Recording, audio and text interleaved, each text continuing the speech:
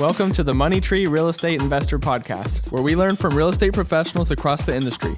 They will share about how they got into real estate, the big wins they have celebrated, the mistakes they have made along the way, and the advice they have for anyone following in their footsteps. Money really does grow on trees.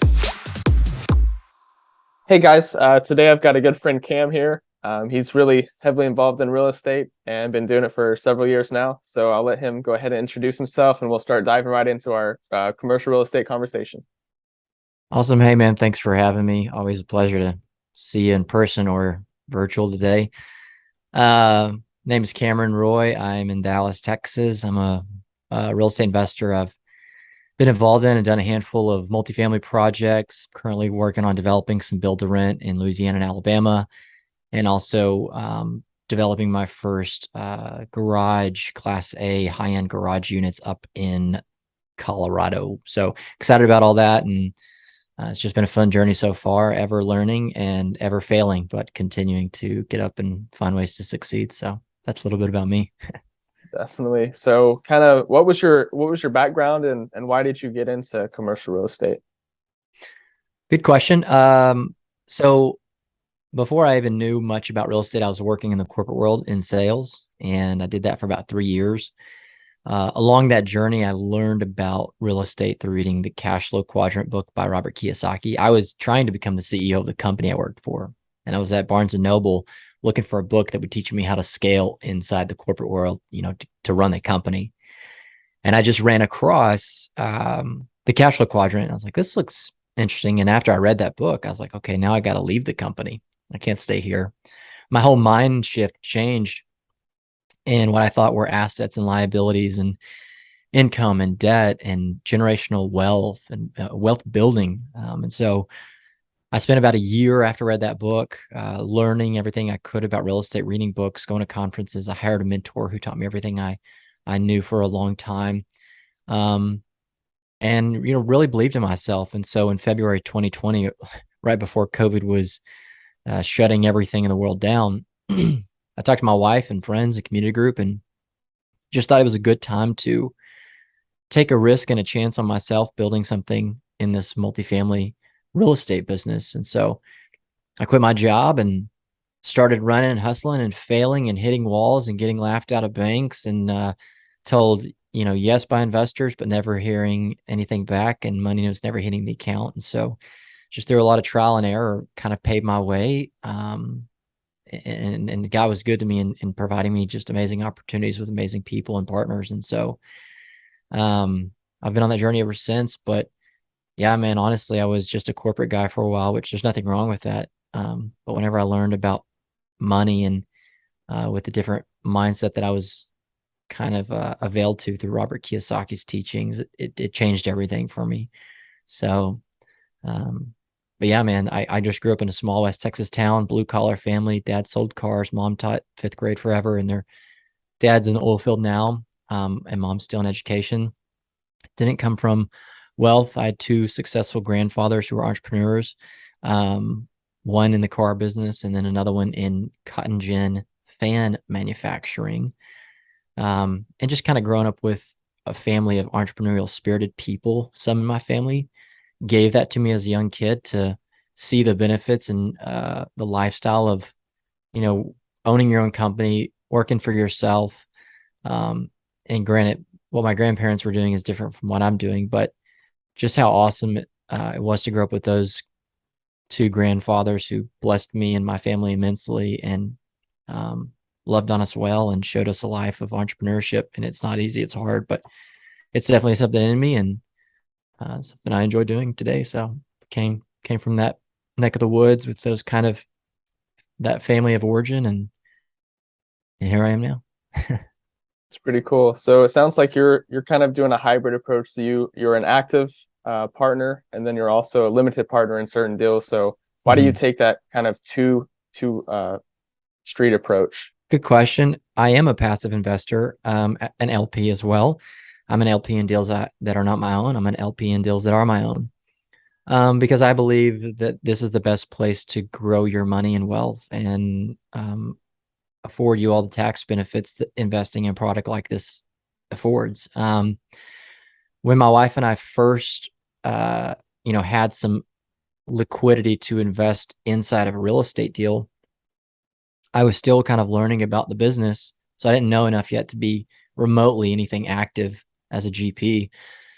But I took a chance, and, whenever I quit the company I was working for, I I just didn't understand or know anything about 401ks, Roth IRAs. Like, I tried to had explained to me before, and the people who are managing my money, it just seemed like a big scam to me. Like, these people who are managing my money are getting paid whether they perform with it or not. And there's no telling whether they're actually putting their money at risk or they're putting my money at risk.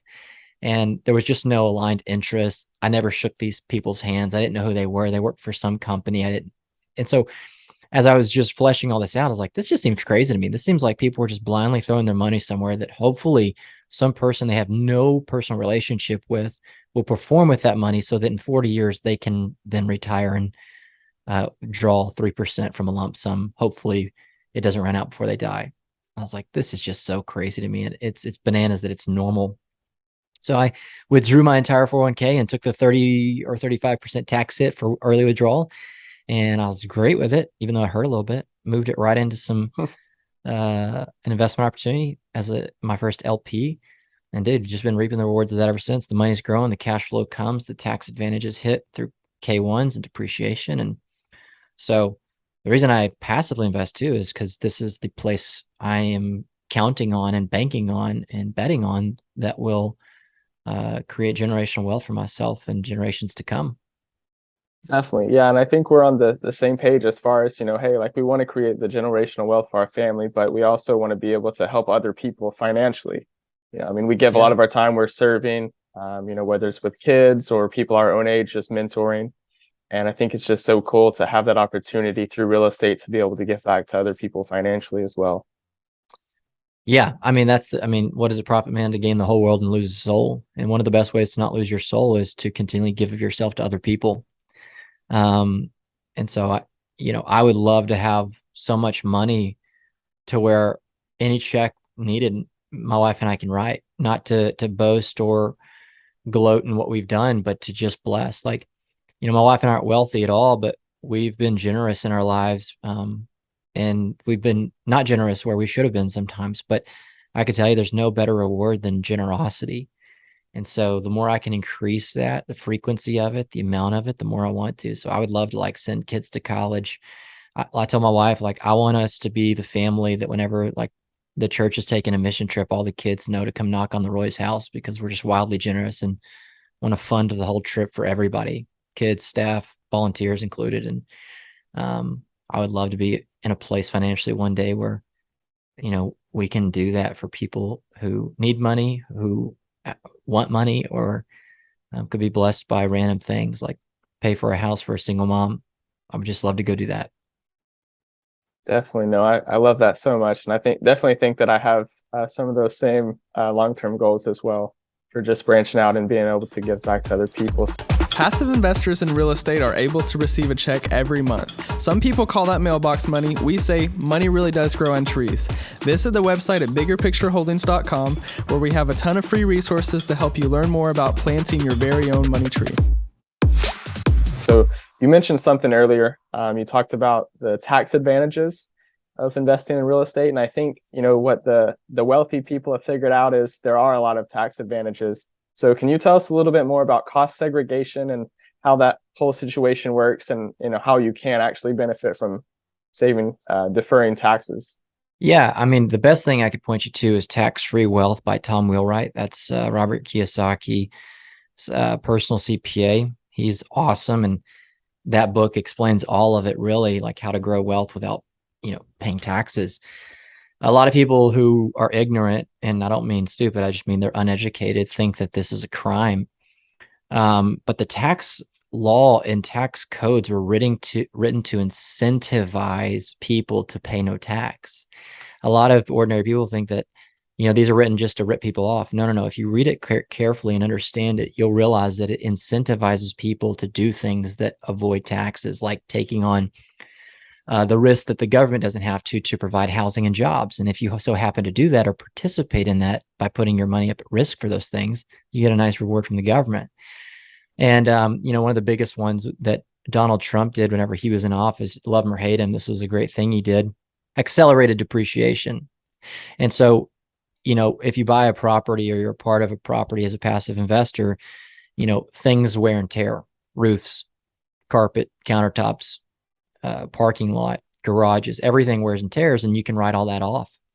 You have 27 and a half years to write things off. And when Trump came in office through accelerated depreciation, what he allowed companies and people to do is to take all 27 and a half years of depreciation and lump it into year one, which is fantastic because that rapidly increases the depreciation you get on your earnings. When you get negative K1s, it's awesome. So, for example, I've invested in a deal before for like $50,000 as a limited partner, and my CPA gets a a K1, and it appears as though I invested in something and lost a lot of money through the depreciation reflected in the K1s. Well, we didn't. What happened was that we took all the depreciation and lumped it into year one. And so it comes out as a negative paper loss. But my 50K is still there. The cash flow is coming. The value of the property is going up. And so, as long as you are investing in properties where there is availability to do cross segregation analysis, meaning there needs to be a product on the property, you can't depreciate dirt like land. You can expect to essentially pay no taxes. And there is depreciation recapture at the end, unless you 1031 your money into a like deal. That's how a lot of people get wealthy, is they always defer their taxes. They never touch the principal. They keep it at risk, moving it from one investment to the other, which is what I do because I don't want to pay the government. I don't think they're good. I think that I'm a better manager and more generous than the government is. And so I want to do as much as I can to keep money in my pockets to steward it better than, a government that keeps going trillions of dollars into debt. Definitely, yeah. And you touched on so many great things. So you talked about the K1 tax form, talked about the 1031 exchange. So I definitely encourage the viewers and listeners to be able to just go research those things for themselves. I mean, I've seen these things work as well. It's not made up. It sounds crazy, but it's just a really great opportunity for those willing to take a risk. Yeah, I mean, I have people, I know people who think that it's a crime that I don't pay really taxes anymore. If I do, it's very limited. And that it's like, look, I am putting my money at risk in something that produces housing and jobs. What I'm doing is I'm partnering with the government and taking something off their shoulders. In return for being so generous to the government and helping them solve a big problem, they're going to dramatically reduce my tax liability. Because the money is at risk. I could lose it all, but I believe that I won't, as long as I'm vetting good deals with good partners and operators. And so if the government wants to partner with people like me who would take a risk and trust in my abilities versus some 401k manager's abilities, let's go. I love that so much. And so I guess the last thing on that topic, so, just to confirm my understanding and share with the viewers as well. So that paper loss that you talked about on the K1 tax form, if you have additional streams of income in real estate, that can be used to offset not only the income from that property, but also other properties. Is that correct? It'll offset your total tax liability, your personal tax liability, and your liability may increase or decrease from other properties.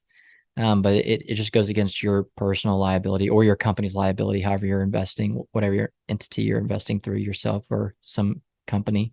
But yeah, it's just a loss, and it's awesome to see. It's like, oh, I made 6%, 8% of my money in cash flow this year, but yet on paper it looks like I lost 20 grand. Well, my principal still worked, the cash flow's coming, and I didn't lose anything, but we took all that depreciation thanks to Donald Trump and lumped it into the first year.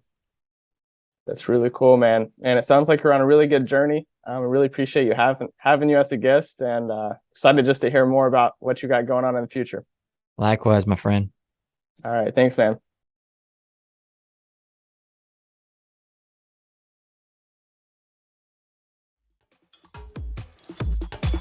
Like and subscribe below. A new episode will air every Tuesday at 7 a.m. Are you looking for more content?